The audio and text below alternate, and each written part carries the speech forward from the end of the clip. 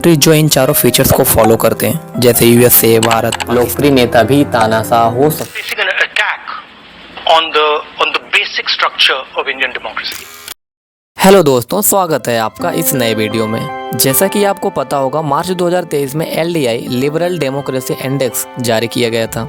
उसमें भारत की रैंकिंग 108 थी।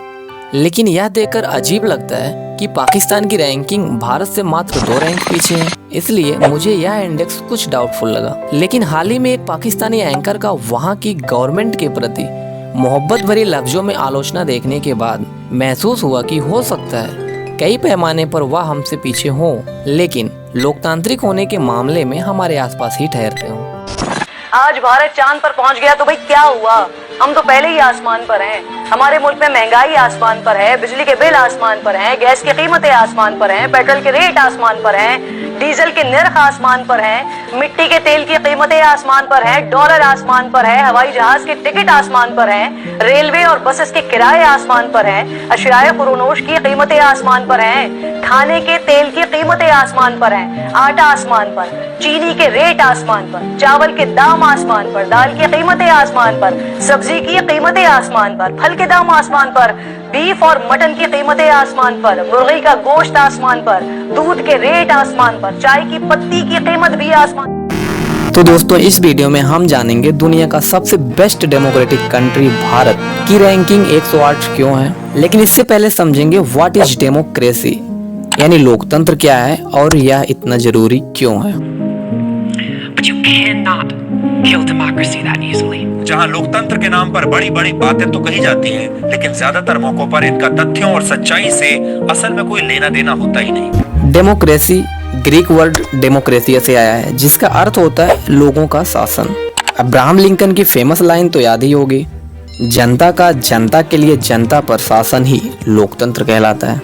लेकिन एनसीईआरटी का एक एग्जाम्पल लें तो डेमोक्रेसी का अर्थ उतना ही व्यापक है जितना कि कंप्यूटर का, और इतना समझने के लिए स्टैंडर्ड पढ़ने की कोई जरूरत नहीं। क्लास 9th की एनसीईआरटी ही काफी है। तो आइए उसी की तरफ चलते हैं। पर डेमोक्रेसी के 4 की फीचर होते हैं जिससे किसी भी कंट्री के डेमोक्रेटिक या अनडेमोक्रेटिक होने का पता चलता है।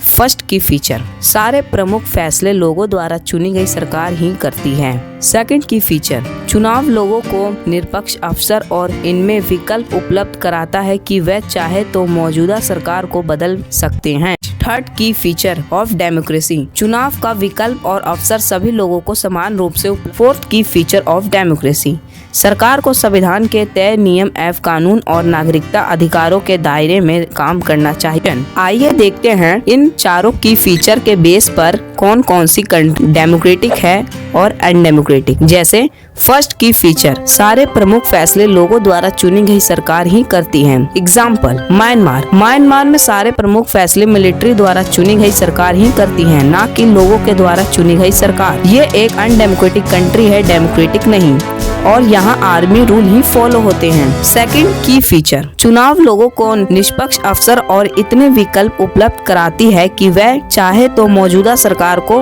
बदल सकती है। एग्जाम्पल, चाइना में चुनाव तो होते हैं, लेकिन सरकार सदा चाइनीज कम्युनिस्ट पार्टी की ही बनती है, क्योंकि वहाँ अन्य पार्टी को चुनाव लड़ने के लिए चाइनीज कम्युनिस्ट पार्टी से परमिशन लेना पड़ता है, और परमिशन कमजोर छोटे मोटे पार्टी को ही दिया जाता है। ये भी एक अनडेमोक्रेटिक कंट्री है। थर्ड की फीचर ऑफ डेमोक्रेसी, चुनाव का विकल्प और अवसर सभी को समान रूप से उपलब्ध हो। कुछ देशों में चुनाव प्रणाली में वहाँ के नागरिकों और वोट का महत्व अलग अलग है, किसी का महत्व ज्यादा है, किसी का महत्व कम है, जो कि देश का अलोकतांत्रिक होने बताता है या दर्शाता है।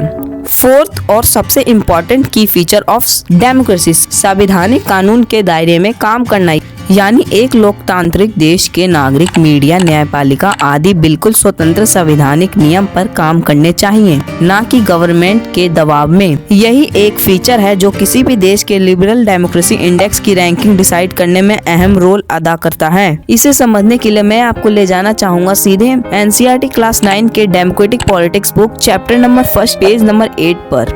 हेडिंग है कानून का राज और अधिकारों का आदर। जिम्बाब्वे को 1980 में अल्पसंख्यक गोरों के शासन से मुक्ति मिली। उसके बाद देश पर जानू पीएफ दल का राज है, जिसने देश के स्वतंत्रता संघर्ष की अगुवाई की थी। इसके नेता रॉबर्ट मुगाबे आज़ादी के बाद से ही शासन कर रहे थे। चुनाव नियमित रूप से होते थे और सदा जानू पीएफ दल ही जीतता था। राष्ट्रपति मुगाबे कम लोकप्रिय नहीं थे, पर वे चुनाव में गलत तरीके भी अपनाते थे। आज़ादी के बाद से उनकी सरकार ने कई बार संविधान में बदलाव करके राष्ट्रपति के अधिकारों में वृद्धि की थी और उसकी जवाबदेही को कम किया था। विपक्षी दलों के कार्यकर्ताओं को परेशान किया जाता था, उनकी सभाओं में गड़बड़ कराई जाती थी, सरकार विरोधी प्रदर्शनों और आंदोलनों को गैर कानूनी घोषित कर दिया गया था। एक ऐसा कानून भी था जो राष्ट्रपति की आलोचना के अधिकार को सीमित करता था। टेलीविजन और रेडियो पर सरकारी नियंत्रण था और उन पर सिर्फ शासक दल के विचार ही प्रसारित होते थे। अखबार स्वतंत्र थे, पर सरकार की आलोचना करने वाले पत्रकारों को परेशान किया जाता था। सरकार ने कुछ ऐसी अदालती फैसलों की परवाह नहीं की जो उसके खिलाफ जाते थे और उसने जजों पर दबाव भी डाला। 2017 में मुगाबे को राष्ट्रपति पद से हटा दिया गया। जिम्बाब्वे का उदाहरण बताता है कि शासकों के लिए बार बार जनादेश पाना लोकतंत्र की एक जरूरत है, पर इतना ही पर्याप्त नहीं है। लोकप्रिय नेता भी अलोकतांत्रिक हो सकते हैं, लोकप्रिय नेता भी तानाशाह हो सकते हैं। अगर हम लोकतंत्र को परखना चाहते हैं तो चुनाव पर नज़र डालना जरूरी है, पर उतना ही जरूरी है कि चुनाव के पहले और बाद की स्थितियों पर भी नज़र डाली जाए।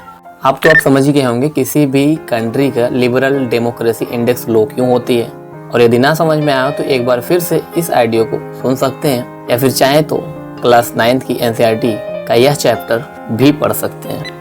कंक्लूजन यह है कि सरकारें या कंट्री दो टाइप्स की हो सकती हैं, लोकतांत्रिक और अलोकतांत्रिक, democratic and undemocratic. Democratic country जो इन चारों फीचर्स को फॉलो करते हैं, जैसे USA, Bharat, Pakistan, Canada, Australia, South Africa इत्यादि।